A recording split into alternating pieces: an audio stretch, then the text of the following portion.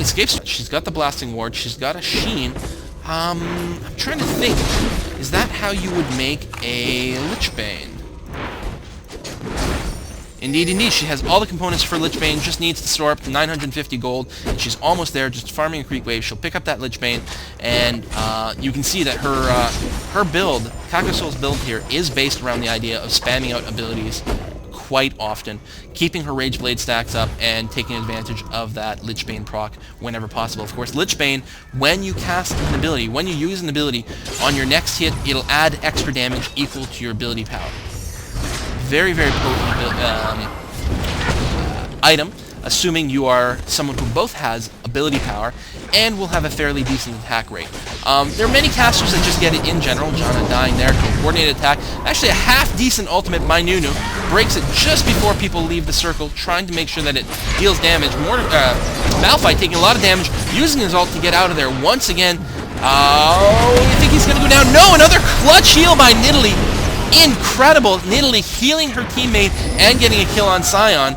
Shen trying to get the chase on Malphite, not pulling it off, and I think he is going to go down to Warwick here. Nice move, using his Shadow Step through the wall. And in fact, now it's Nidalee that's in trouble. Is she going to be able to pounce through the wall? Breaks out of Cougar form to heal herself for a moment, probably waiting for a cooldown to come up. There it is. Goes back into Cougar form and gets out of there under cover of Warwick and Vigar. Big Comet Stripe just tower. Their team is just too low. Nidalee's still healing herself. Actually, there's quite a few low people. Misses with the spear. That would have been huge damage. A flash by Ashe to just barely get out of there. And I can't believe how people continue to survive these situations. That is just something that highly able to play. What are you doing, Nidalee? Amazing. Just barely gets in there with her spear. Gets a double kill. Unbelievable. I can't believe that she got out without getting killed by the tower, and look how much her heal is doing for her at this point. Currently healing for... Oh, she just switched forms. I think it was around 300, which is just stunning. Well, she does have 140 ability power at this point, although a big part of that is because she's got a Rage Blade stacked up. And look, she continues to pounce to maintain that Rage Blade buff. That is very interesting.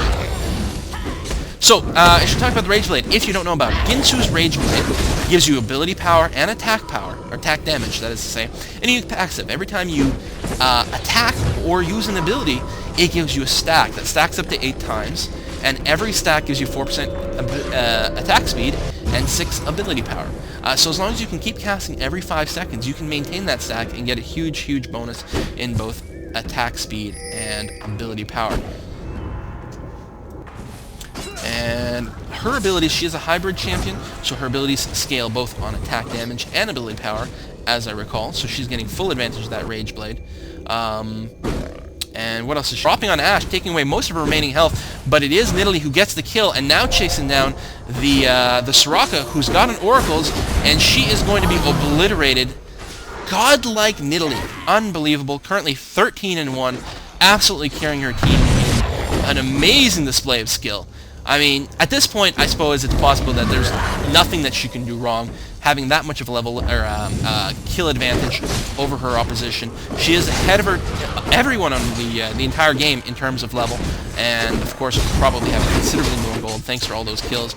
Not to mention a higher minion kill score, which is really quite astounding. Not only is she getting kind of all these ganks off, but is able to get a lot of minion kills, and that is coming down a lot to her swipe. And indeed, she is healing actually 400 damage using her Primal Surge.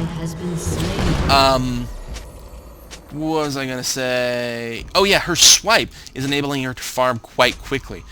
So despite the fact that she's taking all the time to get the kills, the hero kills, she's still getting plenty of minion kills at the same time. And really, any high-level player, you can really distinguish them by their ability to get those creep kills. I heard that spear hit someone in the bush. Oh my god! Soraka goes down in about 2 hits there. Unbelievable. And Sion's actually in a bit of trouble with his shield. Now, Nunu is trying to help, but I think Nidalee is just doing 2 damage, 2 hits fast, or maybe 4 people is too much. Malphite coming in to save the carry, and actually gets a kill on Sion.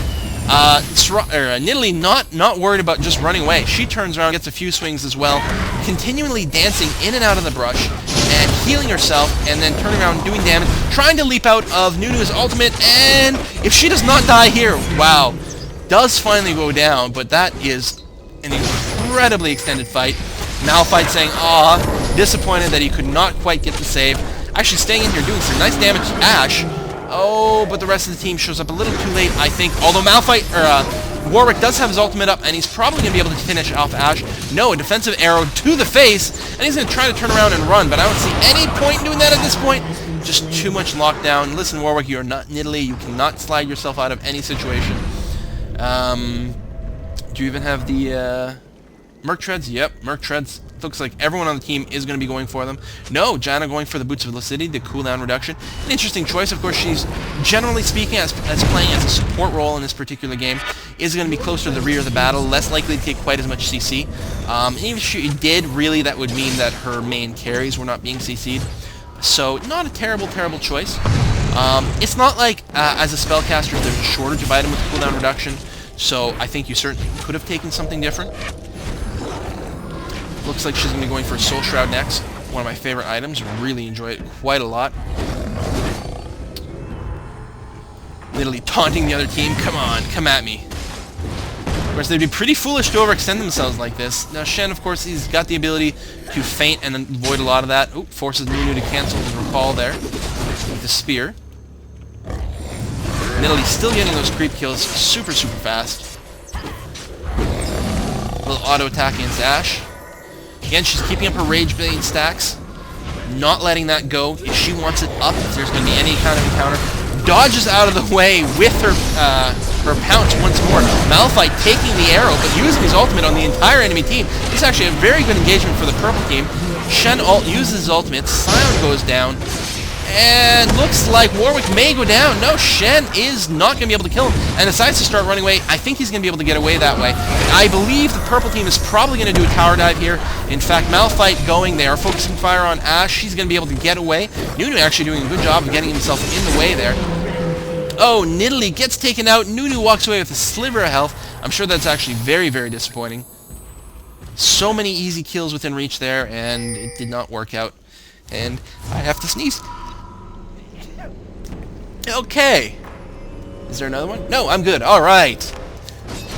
Ah, live recording. So exciting. LOL, where is Vigor that whole time? I don't know, actually. I was not watching him. Ooh. I think that Janna just barely teleported away there before Shen got to her. And how are we doing? You can see the enemy team. Well, Soraka, of course, you can't look at her creep kills, is a perfectly pure support character. You know, Janna's got double the amount, and it's still quite low. It's interesting that Warwick's not quite that high. Of course, he does not have the AoE farming ability. And also, while being in a jungle is quite good for your team, it doesn't mean that you're necessarily going to come out with a particularly high creep score. Looks like the blue team caught the dragon there that time. And that's never, never a happy thing to see. Janna coming in, but not able to catch anyone.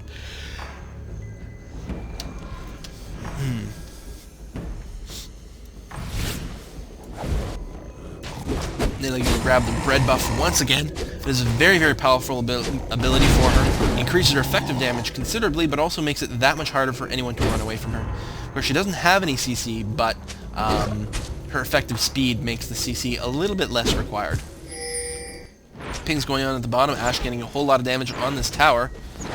I'm surprised about how few towers have actually gone down in this game. It's a 27-minute long game, and usually a lot of games are more or less over at this point. It's quite surprising, but these teams are being so far pretty evenly matched, despite the fact that I feel that Nunu is a little bit of the weak link there. I loved seeing that Janna using her ultimate to push Scion away from his tower and back into kill range for Nidalee, who gladly eats up another kill, and now 16-3. And going to focus fire on Ashe here. She has been silenced, so she's just going to be... Nidalee's going to be relegated, just auto-attacking. Oh my god, the entire team opening up. Nunu actually getting a half-decent ultimate there, and he's got a lot of hit points at this point. He has picked up his Banshee's Veil, got an extra Giant's Belt, the Merc Treads, and... yeah, now he doesn't have any AP to power his ultimate, but it is still going to be quite helpful in terms of a little bit of damage, and also the CC aspect. Shen, I think, may get taken out here. Huge 5-man tower dive going on. Shen is able to dash away, just barely, but Soraka has got no hit points to support that. Nidalee going directly inside the enemy base, and working on Nunu, takes him out. Shen is actually quite low. He's quite... Oh! overextend. Well, I don't know if this is what you call an overextend. He's in his own base, but he was just too low, too much splash damage. Even those two outside of the base are able to contribute a lot of damage. And Nidalee probably going to go down once again here. Huge heal, unbelievable. Just starts tearing her. Oh, tearing Ashe apart. But Sion comes in. Looks like he threw his stun there, simultaneously stunning and perhaps getting the kill on Nidalee.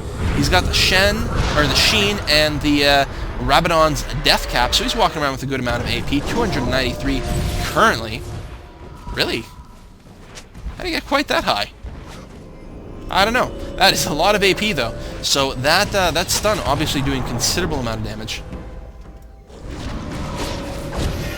And, oh, they're going to spot Warwick. Warwick, I don't know if you want to stick around there. The entire team, you do not know where they are, and your team is not present. Ashe has decided to go after him. They are even level, and Soraka's not far behind for support.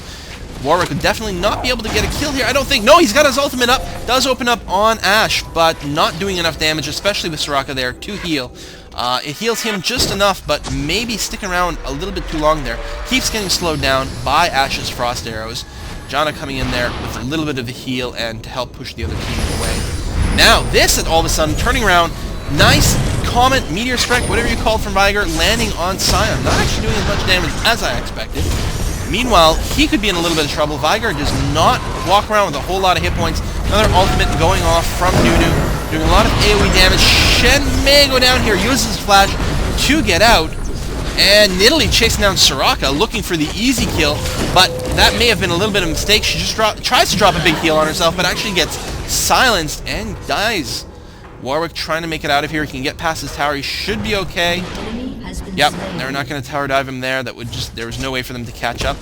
Meanwhile, another death down here, and Soraka walking away with very little health, but so is Malphite.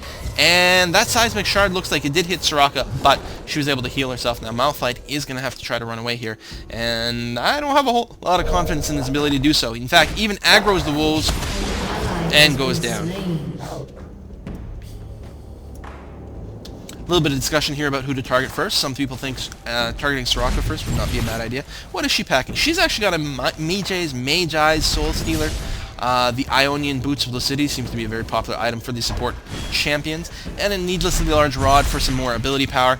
Doesn't seem to have a whole lot of cold, but of course that's because she wasn't going after those minion kills early on, so she's just making do with what she's got. May have been the one buying wards as well for her team. The Soul Stealer's pretty interesting choice. It's always weird to see. It's a little counterintuitive on someone who's not actually going to get a lot of kills, because usually that's a snowball item you associate with someone who is going to be getting fed a little bit. Nice use of the Clairvoyance to spot that the Baron was clear before dropping the ward. But the fact of the matter is, those support champions, because they don't have to get quite in the thick of things as much, they walk away with very few deaths, so they tend to lose their snowball charges less often, and then they accumulate them simply through assists. And it can definitely work, but you have to make sure that you're playing very, very cautiously, because one death can basically invalidate the entire reason for purchasing that item. And looks like this is going to be an actually really, really good engagement on Ashe here. Ultimate going out, and look at the incredible amount of damage that Nidalee unloads while Ashe is pinned down by Warwick. And misses the spear there. I don't think they're going to want to follow. Nope. Oh, and in fact, may be able to catch Shen here. No, he's able to dash away. And are they going to go after the Baron? They are pinging it. There's one person down on the enemy team, so they're maybe not looking for a team fight. Of course, the best time to engage in a team fight is when one team is engaging the Baron and taking a lot of extra damage from there. That being said, the team is staying really, really, really high health here. Nidalee able to keep herself and any of her teammates healed up. They are max health with the Baron buff. This may very well be the end of the game, ladies and gentlemen.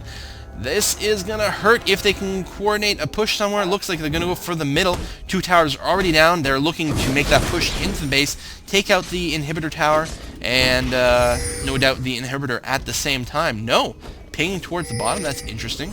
Pings going all over. Are they not going to be able to actually arrange a push? I suspect the blue team is defending the middle very, very hard, and looks like they're just going to go for the easier tower. One of the bottom towers going to be far away from the enemy base. Very impossible to defend. In fact, the tower does go down. It's already heavily damaged. And are they going to push for this tower? This is going to be a little bit risky. Someone is tanking the tower at this point. It is going down really, really fast, but here comes the enemy team trying to engage. Nice comp by Shen, catching a few people. Shen's going down really, really fast here. Nunu ulting is going to do a decent amount of damage, but actually not that much. Again, that lack of AP is really hurting him. And we do get 2 deaths on our team, and all of a sudden, things are looking very, very poor for Purple Team. And the tower doesn't even go down. Nidalee is going to be able to get out of there, but she is the only one of her team who is able to do so. The only one left with the Baron buff, and I don't think that was exactly what they were looking to do.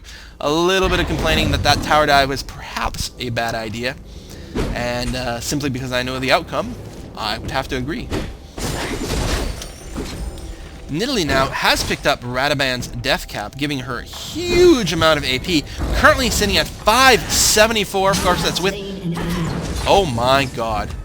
Is that 2 spears? 2 spears to kill Soraka. I think that's what just happened there. And Nidalee may be able to escape there. That is a hard engagement to escape with so many people and so many slows, but her pounce, or her, her pounce is able to get out of there. In fact, she's not even running home. She's circling around looking for another kill. 574 AP. Look at that. Even on Nunu, who has a whopping 3,000 hit points, he loses a significant chunk. He's actually about a third down after 2 spears. Absolutely, absolutely sick. Dodges the ultimate from Ashe. How is Nidalee just taking this entire team? I know she's 20-5 in her score, but this is not something I'm used to seeing in League of Legends at all. But I guess if anyone can do it, it's probably Nidalee. Just, it's that mobility, I think, more than anything else that makes all the difference. They're just not able to catch her. Even if they catch her with a little bit of CC, she's able to jump out of it just so quickly. Of course, the Merc Tread's helping considerably. And look at the tower go down very, very fast. Just drops down. Now they're going to engage on Shen, and he's hard-pressed to get away. Nice heal from Soraka there. How much AP does she have right now? 200 AP. And Nunu with another ultimate, but not able to do enough. And in fact, Malphite engaging, following up with a nice, actually simultaneous death by both Nunu and Sion there, even though the death is split between 2 different champions. Now, we've got super minions, and I think this is probably the end of the game here. I don't really see how the blue team can make a comeback. And Nidalee, that Fed is just incredibly sick. Taking on another turret there. She still has her Baron buff and inflicting considerable damage to this tower, but she's going to be forced back. Wow, she takes a huge amount of damage right there. But she's got the longevity. She can keep healing herself up. Never has to run away. Oh, Malphite may be in trouble there. Nice heal again by Nidalee. Nidalee can just do everything. Ganker, supporter, absolutely sick. This AP build is just so strong. Shen may have overextended a tiny bit, but he did have his dash up so he can run right back. And Ashe taking a spear. Shen throwing a teleport on her just in case there. I'm not sure if that was the best thing. Meanwhile, Warwick is pushing to the top and gets a turret down there. And he may continue pushing that way. And I think if anyone from the blue team leaves to defend the top tower, the bottom push is just going to be able to press through here. This is actually a little bit optimistic by the blue team. Nice ultimate by Malphite. And Malphite is almost dead, but I think he's going to be able to get out of there. Indeed he does, even after getting a heal, probably from Nidalee, I would suspect. Oh, Soraka is almost 100% dead here. There's no way for her to escape. Doesn't have the mobility. If that spear lands, oh, that's an auto attack. She is able to heal herself to full, and Shen is doing his best to catch her. Oh, pinned down by Warwick, and one swipe from Nidalee takes away almost all her health. Nunu almost certainly going to go down here. Oh, does have the ultimate in store, but gets shut down before it charges up too much strength. Shen looks like he isn't even going to go down. An ace getting knocked down by Nidalee. The second inhibitor tower goes down. Second inhibitor goes down, and GG, there's no coming back from this. It's only a question of are they going to vote, or they're just going to let them take down the Nexus. And yeah, 5-man kill, they're not going to be up in town in time. The entire Nexus is going to go down. Anyway, folks, I hope you enjoyed this game. This was a hell of a lot of fun to cast. So Kakasoul, again, is HotshotGG. He often streams online. Is a very, very entertaining stream to watch. A very, very strong player. And yeah, so hope you enjoyed it. We'll see you again next time. Bye-bye.